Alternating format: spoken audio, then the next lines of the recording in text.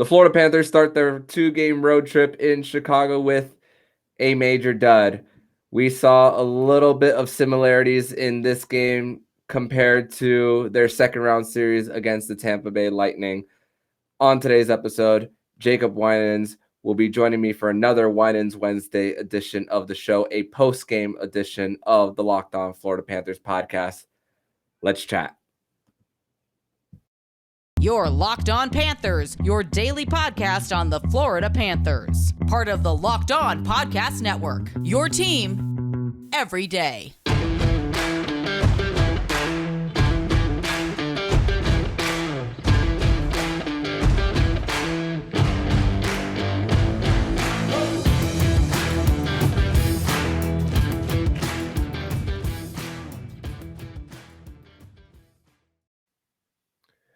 And welcome into this Wednesday, October 26th edition of the Locked On Florida Panthers podcast, part of the Locked On Podcast Network. We're your team every day. Thank you for making the Locked On Florida Panthers podcast your first listen of the day. I'm Armando Velez, and you can follow me on Twitter at MondoMan12. Follow the show account on Twitter at LO_FLA Panthers. And thank you for making the Locked On Florida Panthers podcast your first listen of the day. Don't forget to also subscribe to Locked On NHL and Locked On Fantasy Hockey with Flip Livingstone and Steele Roden. We'll be covering all the regular season activities around the National Hockey League. So, Cats fans, the Florida Panthers, they get down early, as much as 3 goals, something that we have been used to seeing for this Cats team, going down 3. And then a trend continued for the first time this season specifically, where the Panthers make a late push when they're down 3. Last year, we saw so many times that when they were down 3 that they were never out of it. And the Florida Panthers, towards the end of the third period, had a chance late in this game to make something out of it. But the first 2 periods for the Panthers was really reminiscent of their second round series against the Tampa Bay Lightning, like we talked about in the cold open, that just many shot attempts for the Cats were just blocked and not making Alex Stalock's life hard. And then a late push is a little too late for the Florida Panthers. And that for the Cats, with Jonathan Toews scoring an empty net goal, just put the icing on the cake for the Chicago Blackhawks, who now have won 4 straight games, a rebuilding Chicago Blackhawks team. 4 wins in a row for them. Panthers dropped to 4-2-1 on the season. But let me bring in my guest here on the show. It's another Winans Wednesday edition of the show. Jacob, this is our first post-game edition of the show for this season, but not a result I was expecting. When we previewed this game, when we previewed the October schedule, we were talking about the games that we were not really too worried about, especially on paper. And boy, we couldn't have been more wrong on this one. Yeah, so we did a lot of post-game shows last season, and this is not a position that we found ourselves in too many Wednesdays. So losing a game against a team that is very, very beatable, more likely to get Connor Bedard than they are to make the playoffs, and it's kind of an unacceptable loss for the Panthers. I mean, we all knew coming into this season it was not going to be smooth sailing. There were going to be some bumps in the road, and this is definitely one of them. But it's a situation where you're in a loaded Atlantic Division, early season. These are points that you have to put in the bank. They drop a point at home in a game they should have won against Tampa. That's 1 point that they left on the table that they should have had, and now this is 2 more that you're adding on to it. It's not a great trend, and obviously, like, we're not going to sit here and complain about winning 4 of your first 7 games, but you'd like that to be 5, and they had a real good chance to make that 6 wins in their first 7 games, and they come out with 4. So it's pretty unfortunate what happened in Chicago tonight, but it is definitely a very, very important lesson that the Panthers need to learn very, very early in this season. They no longer have the horses to claw back and just dominate teams for stretches of a couple minutes and scrape by with a win.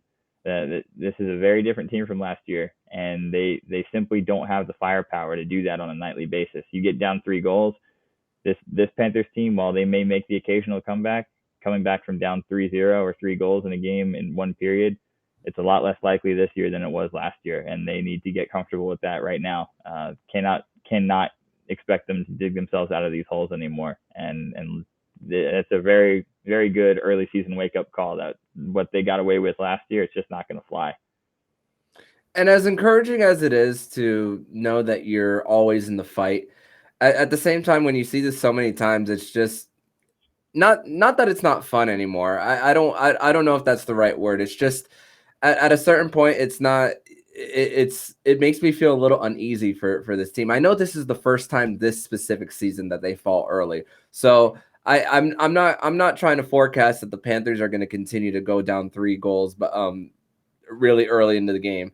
But man, it really started off early for the Panthers. They were giving up a lot of rushes to Sergei Bobrovsky, something that they've been really good at for the most first 6 games of the season for this team.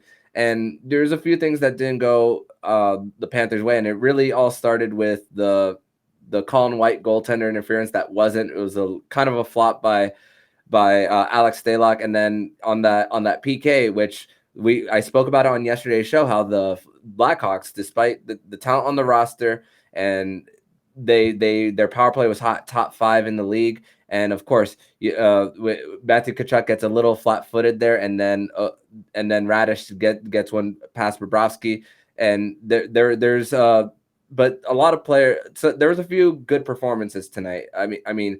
Gus Forsling continues to block shots right in front of the net. One of the block shots that he had, that he's always in front of the net. One of the block shots that he had resulted in him limping a little bit, and then Kurashev for that third goal just unable to get back to the bench. The Panthers were unable to clear the zone, and Kurashev just takes advantage of a limping Gus Forsling and gets that third goal. So it was really like a series of unfortunate events for the Panthers on that third goal, and the second one. Just listen, how many times have we seen Patrick Kane just continue to score from that right side, and the Panthers were just caught puck watching as well on that second one, and just knowing that Patrick Kane had so much time to just get the puck a little bit closer to the net and nail a wrister past Sergei Bobrovsky. Just quite a few mental errors on the defensive side for the Panthers as well.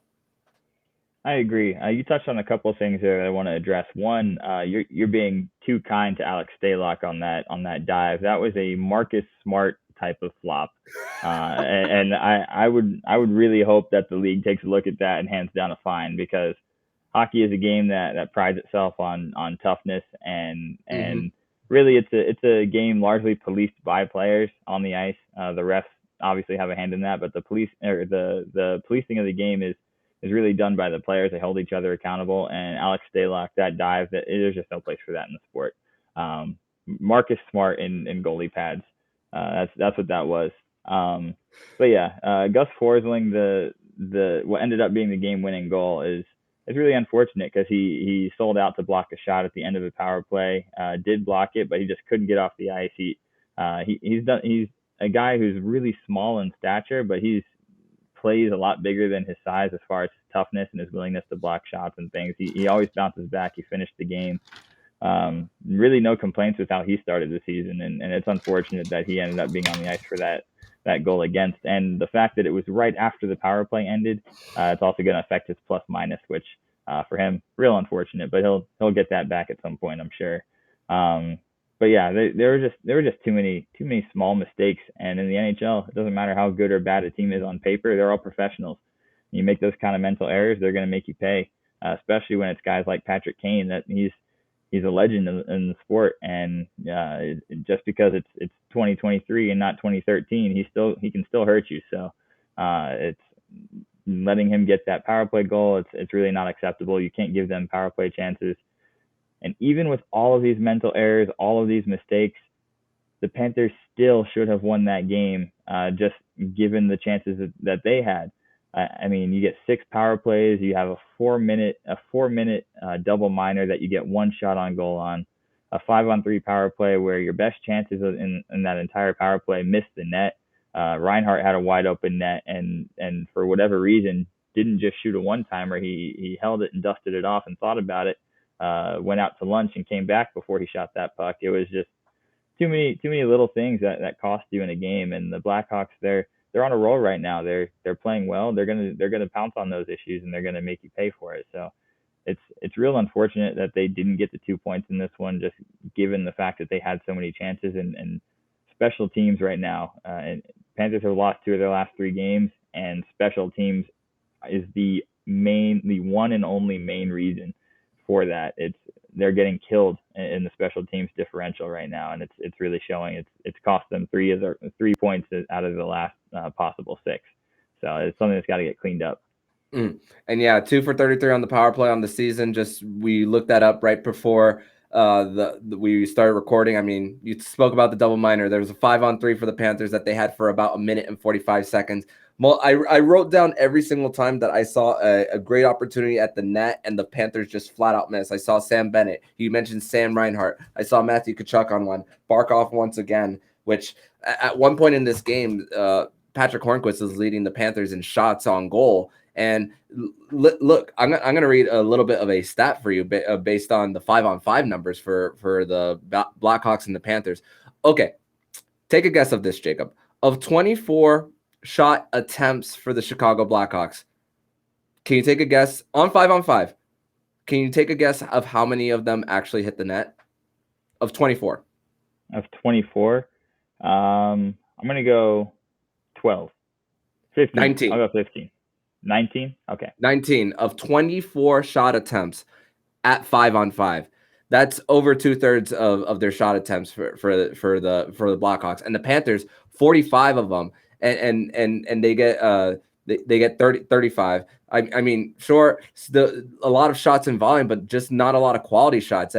Every single time the Panthers, it felt like we were watching round 2 against Tampa all over again in this one. They didn't get goalied. They did not get goalied by any stretch of the imagination. I felt like that Alex Stalock could have been on a beach chair sipping a margarita, and the Florida Panthers would still not have found a way to get pucks to the net. So there was, and in the third period, there was a stretch that the Chicago Blackhawks went 10 full minutes without getting a shot on goal, and the Panthers could not take advantage of it. It's just a frustrating night all over. And we saw Paul Maurice flip Bennett and Barkov, where Barkov was playing with Balcers and Tkachuk. Then we saw Tkachuk and Barkov and Verhey. Of course, you got to create a spark somehow when you're down big. But just a little bit of discombobulated for the Panthers right now. It's just, I mean, I know it's game 7 of the season, so I'm still plenty of time to figure things out. But these the power play, and that's something that we could actually go into segment number 2 to talk about for the power play, because we got to really talk about whether the power play is if this is rock bottom for the power play. So let's actually transition over to segment number 2, where we'll talk more about the power play. But before we do, this episode is brought to you by BetOnline. And BetOnline.net is your number 1 source for betting, football, and the start of the new basketball season. Find all the latest player developments, team matchups, news, and podcasts, and in-depth analysis on every game. And as always, BetOnline remains your continued source for all your sports wagering information, with live betting and up-to-the-minute scores for every sport out there. The fastest and easiest way to check in on all your favorite games and events, including MLB, MMA, boxing, and golf. Head to the website today or use your mobile device to learn more. BetOnline, where the game starts. Second segment here on this Wednesday, October 26th edition of the Locked On Florida Panthers podcast, on this Winans Wednesday edition of the show, where the Florida Panthers drop a game against the Chicago Blackhawks on the road at the United Center by a final score of 4-2.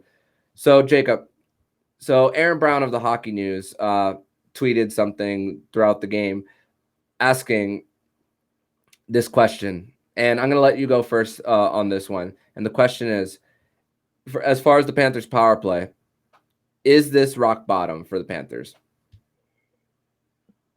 I'm going to say no, because what happened in the playoffs is unquestionably rock bottom.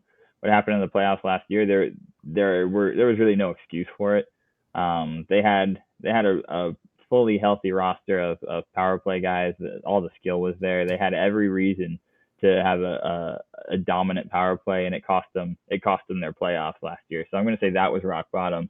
But this is as close as it can possibly get. I mean, right now at least we have the excuse of not having Aaron Ekblad and not having Anthony Duclair and having a new coaching staff. So you can kind of hope that it'll figure itself out as guys get more accustomed to new roles and new players. Jonathan Huberdeau obviously was a massive part of our power play for years.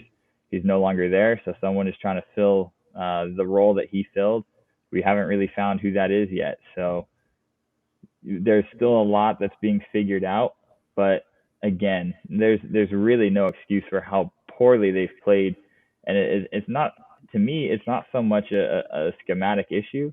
It's simply guys aren't shooting, guys are forcing passes, guys are standing flat-footed, they're not moving constantly. To me, it's a lack of confidence and it's a lack of effort. And it's not, I don't know that we can put that entirely on coaching, not putting them in the right positions. I think a lot of the problem is guys are afraid to shoot. They want someone else to shoot for them. And guys are just not moving their feet. Everyone's just kind of standing there and forcing passes to bad areas. We saw that a ton in this game against the Blackhawks. Just get pucks to the net if you don't have a passing lane, but don't throw it into the middle of the slot where there's two guys in front and they can cut that pass off and clear it. So that's a big issue. And I also think the zone entries need work.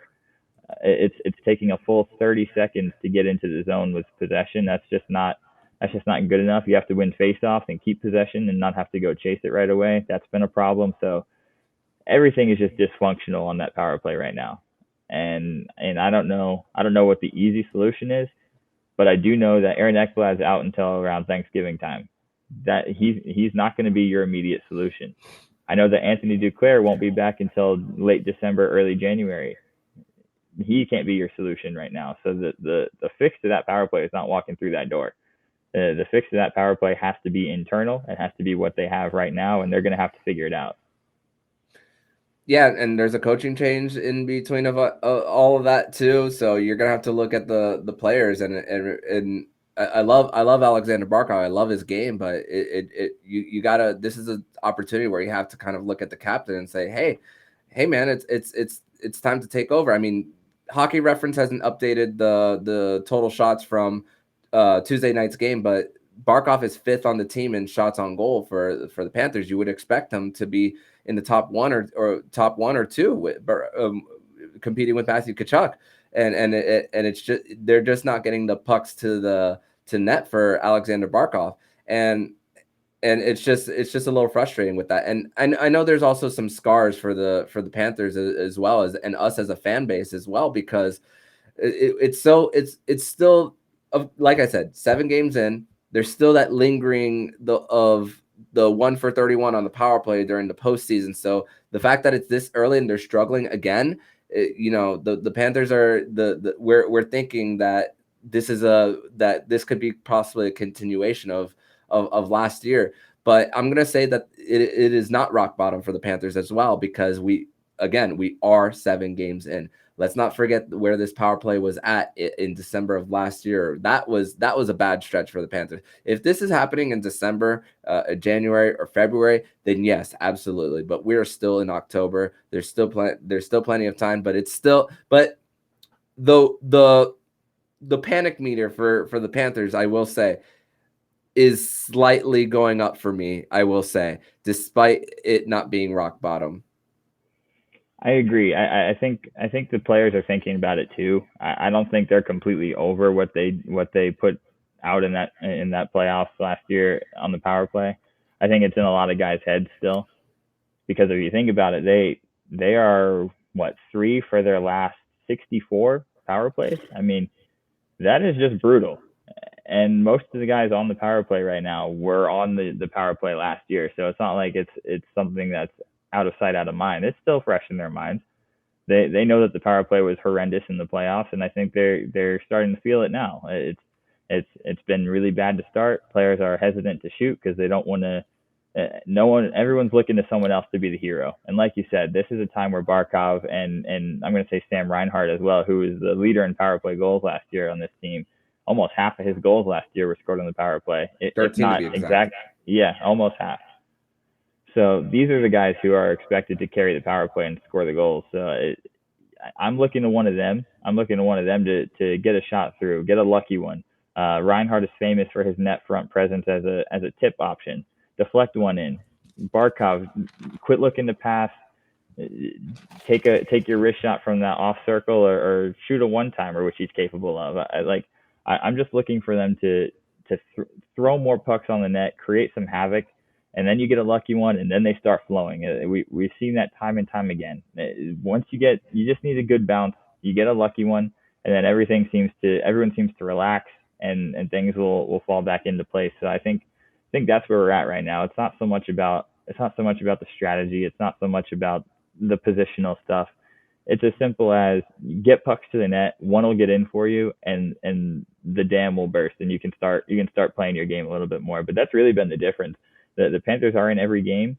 They're competing with the best of the best. Every time they step on the ice, they're in the game. They're not getting run out of the building, with the exception of that Boston game early where you lose Ekblad, Montour's not playing. You kind of give them a pass on that, but for the most part, they're right in every game, and special teams have doomed them twice now. So you're gonna have to find the answers, and it's not so much a schematic thing, a personnel thing. It's more just a confidence thing and an effort thing. So the spotlight is definitely on the Sasha Barkovs and the Sam Reinharts to pull them out of this funk, because that's where you're going to have to get your offense from.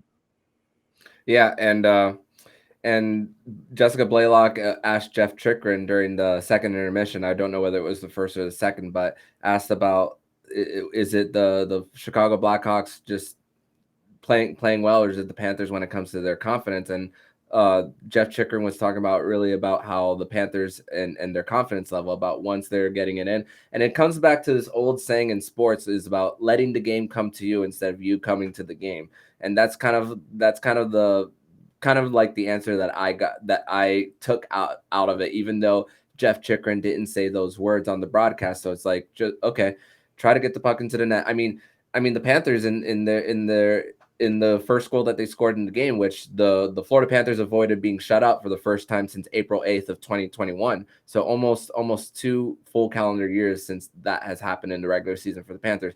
And third line for this team, Anton Lundell gets a sharp angle shot. Colin White, who's been incredible once again, gets it to Eetu Luostarinen, and then Luostarinen, third goal of the season.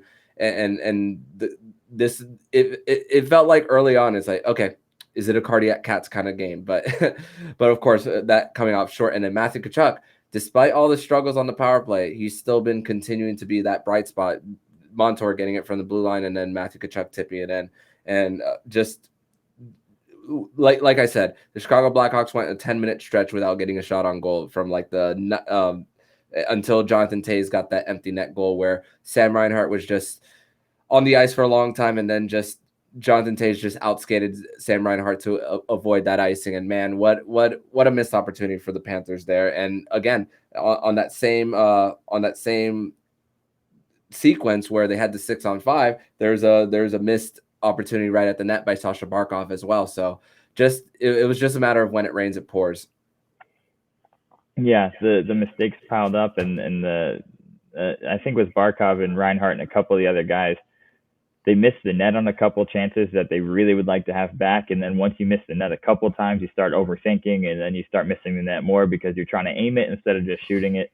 It's like when a quarterback throws an interception or two, and then you start to tighten up, and you don't want to make that mistake again. So you start over analyzing where you're throwing it, and you just got to let it rip sometimes. And Barkov is and Reinhart as well. They're in that place right now where they haven't gotten a goal. It's not coming for them. The points in general aren't coming for either of them because the assists really aren't there either.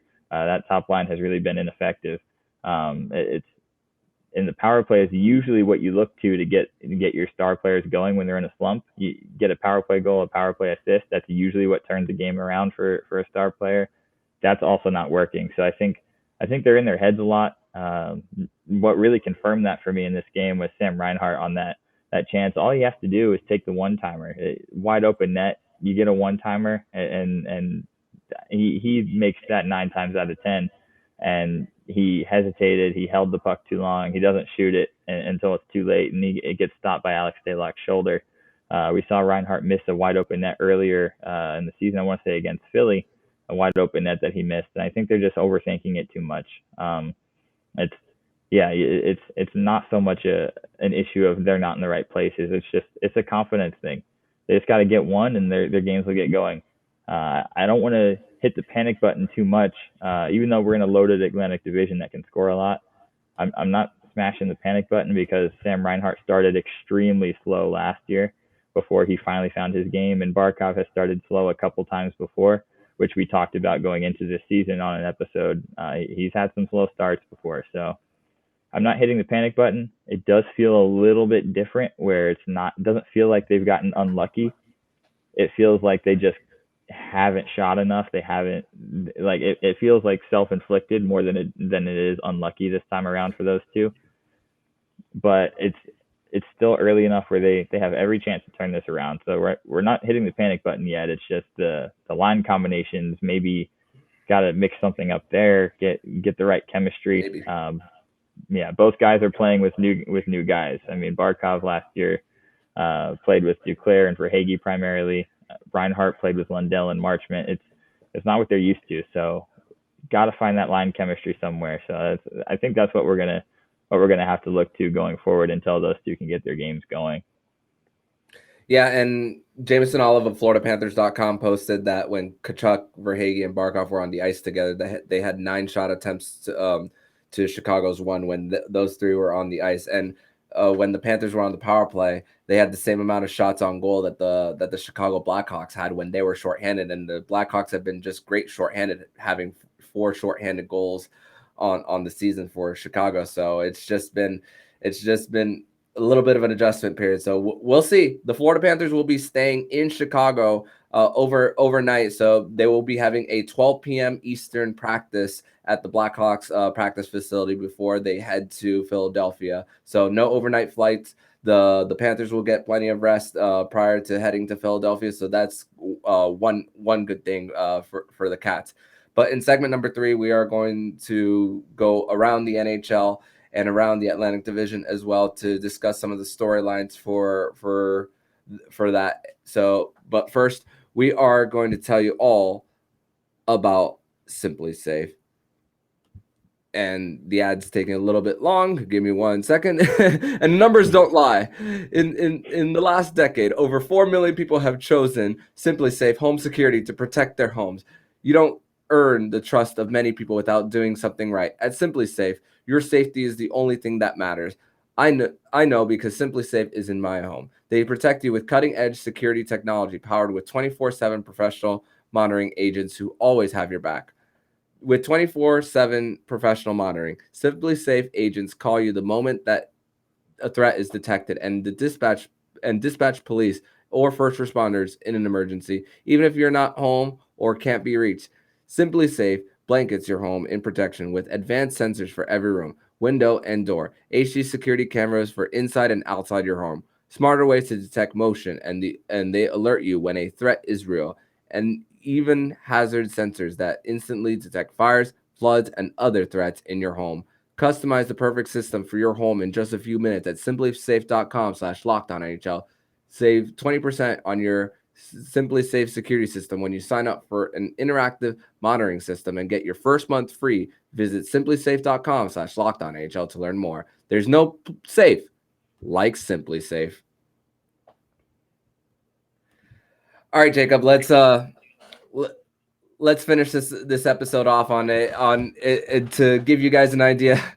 It's 12:41 a.m. here on a Tuesday night / Wednesday morning, and by the time you guys wake up, you guys will know all the results based on the scores around the NHL. But basically, a few big storylines. I want to say a big congratulations to the new Iron Man of the National Hockey League in Phil Kessel, who tonight the Vegas Golden Knights played against the San Jose Sharks, which was an ESPN televised game. We're recording while the game is going on, so don't know exactly all the things that's going on. But Phil Kessel did score his 400th goal of his career too. So what a night for Phil Kessel. Checking the score right now, it's a 2-2 game with 18:04 left in the third period. So congratulations to Phil Kessel, the new Ironman in the NHL. Keith Yandel actually spoke with The Athletic today about congratulating Phil Kessel, not trying to message him throughout as it was getting closer, trying to respect everything as he's getting to record. But, I had mixed feelings about Keith Yandel's record being broken because, of course, likable guy as a person, but of course we had our opinions based on whether or not he should have been scratched or not. And of course, it happened in Philly last season under Mike Yeo. But I want to say congratulations to Phil Kessel, and I want to give you the floor, Jacob, on Phil Kessel becoming now the Iron Man of the NHL. Yeah, absolutely. That is a massive honor for Phil Kessel. And you mentioned Keith Yandel. I want to definitely touch on Keith Yandel real quick. As Panther fans, we've had a lot to say about him, some positive, a lot negative towards the end of his career. I do want to give him his respect on holding that Ironman streak for the time that he did, and for being so gracious and such a good. He's a good team guy, and even though Phil Kessel is not his teammate, just handling that the right way, how Kessel was approaching his record and giving him his respect and congratulating him on that, it says a lot about Yandel's character. Phil Kessel, just a remarkable career, couple of Stanley Cups in Pittsburgh, and he just seems to keep on being productive as he gets older. His defense has dwindled. His offense is very much power play based now, but man, the guy can still fly. His 400th career goal, wins a foot race, and man, he can still skate. It's crazy how he's aged. As a forward, it's really tough. It's really tough as a forward to have that kind of Ironman streak. Just because forwards take a ton of hits, and they're always moving at a high rate of speed. And again, like when you have the puck as a forward, the job of the defenseman is to hit you and dispossess the puck. So it's very difficult as a forward to have an Ironman streak like that, given that you're the focal point, especially a guy like Phil Kessel, who for a lot of his career was a go-to star player, had a target on his back a lot of the time when he was playing. And not to mention all the playoff hockey that he was a part of in Pittsburgh, and even back to his time in Toronto. He played a ton of playoff hockey. That takes a real toll on your body, and Phil Kessel has kept his Ironman streak alive through all of that. So it's a huge night for Phil Kessel. I want to see him get to 1,000 games in a row.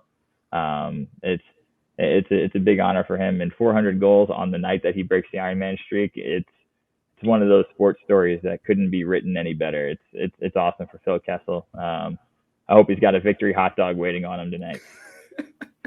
Phil Kessel, the guy that if he never put the hockey pads on, you would probably never guess that he plays in the NHL. But looks like a math teacher. Yeah, basically, or maybe a used car salesman, maybe. Yeah. But other scores around the league: Patrick Laine returns to the lineup for the Columbus Blue Jackets, and they lose to Arizona, who gets 6 goals on 19 shots. Just looking at the box score, that's I can only imagine how difficult of a night it was for the Columbus Blue Jackets. But also another highlight, unfortunately, that we have to talk about is Jonathan Huberdeau getting his first goal as a Calgary Flame. And the worst part about it was it came on the power play for the Calgary Flames. Your thoughts on that? Congratulations to Hubie. Now that he's been traded and locked in with Calgary, it's easier to be happy for him and cheer for him, since he's in the Western Conference. He's not direct competition, so I'm happy for him finally getting that first goal in Calgary. Really did not expect to see him score his first goal this season before Barkov or Reinhart. So just a little something there to keep an eye on. But I don't know. I'm not one who's gonna get all involved in the who's winning the trade, because they're both locked in for 8 years with their teams. We're not going to spend the next 8 years comparing every little thing between Huberdeau and Tkachuk. But it's great for Hubie, and I wish some of that power play magic would just find its way back to Sunrise, because we are struggling right now in the power play, and the fact that Huberdeau's first goal in Calgary comes on the power play is a little salt in the wound, but we'll get it going. Yeah, and going back to your comment on analyzing the trade every single time we get, that's tiresome and mentally draining after a while. So I'm not going to take this opportunity to just say, oh, the Panthers lost the trade this early. It's I'm just not going to go there. Other scores around the league is the Tampa Bay Lightning are losing to the LA Kings with less than 10 minutes left in the third period, and the Wild defeat the Canadiens by a final score of 3-1. Boston beats Dallas 3-1. New Jersey on the second end of a back-to-back after getting shellacked by Washington, shellacks the Detroit Red Wings as well.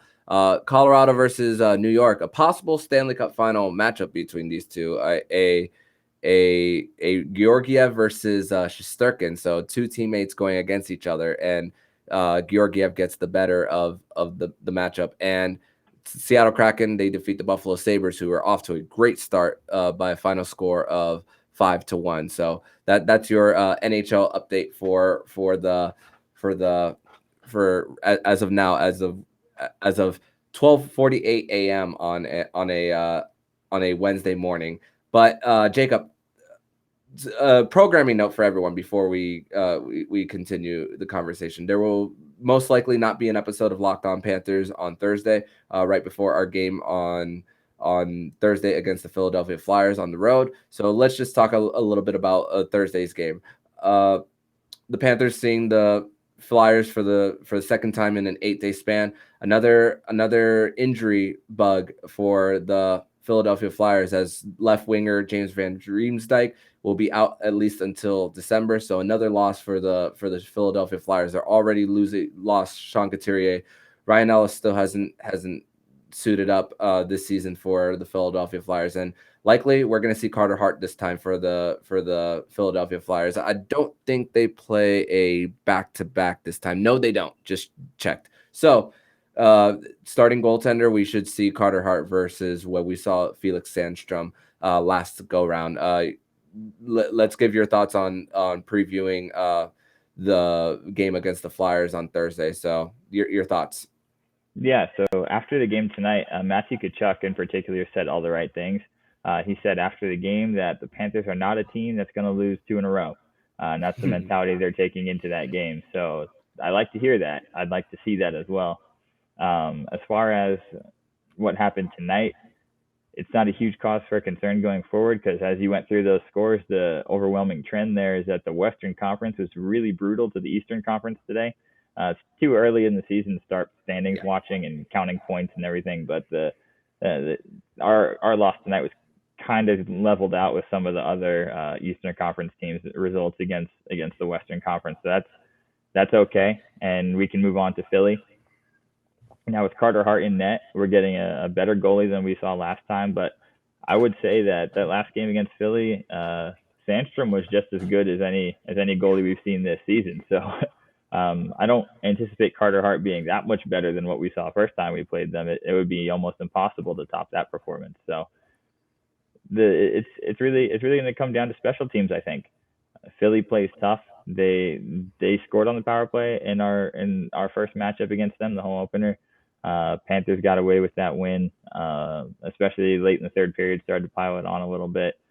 I think the Panthers obviously go into that game as the favorite. JVR being out is a big loss for them. He actually scored one of the goals against Florida in the first meeting. He's a good veteran, so Panthers are definitely the favorite in that one. It's a game you got to take care of business. You don't want to go on the road and lose both road games before coming back home. And that game back at home is a big one against Ottawa.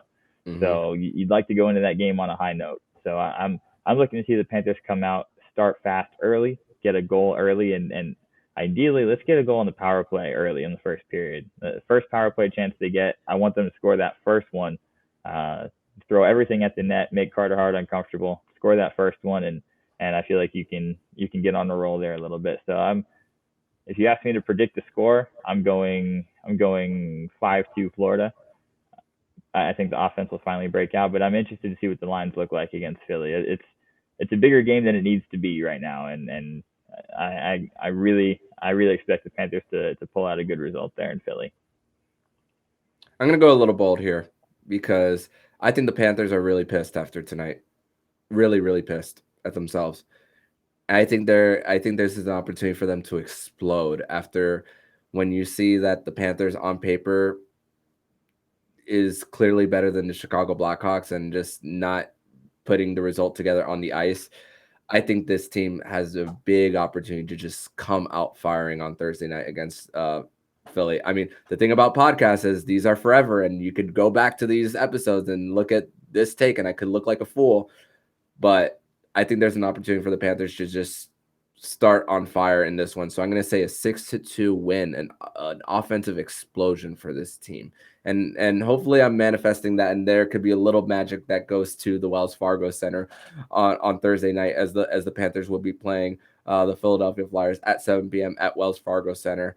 But Jacob, I want to thank you once again for joining this Winans Wednesday edition of the Locked On Florida Panthers podcast. Not the result that we wanted here, but two more games for the month of October, and still an opportunity still to finish very strong on this this October, despite a horrible loss for the Panthers tonight, facing against the Flyers, like we mentioned, and of course the first Tkachuk battle while in the same division. I know they were in the Canadian division 2 years ago, but an actual 82 game season in the Atlantic, 4 p.m. start at FLA Live Arena. Really looking forward to this next stretch of games. Yeah, it's going to be exciting back at home against Ottawa. That's a game I'm looking forward to. And I'm sure the Panthers are looking forward to that one as well. Tkachuk on Tkachuk, Claude Giroux's return. It's going to be, there's a lot of storylines with that one, and I'm sure the Panthers are thinking about it, but they cannot overlook Philly.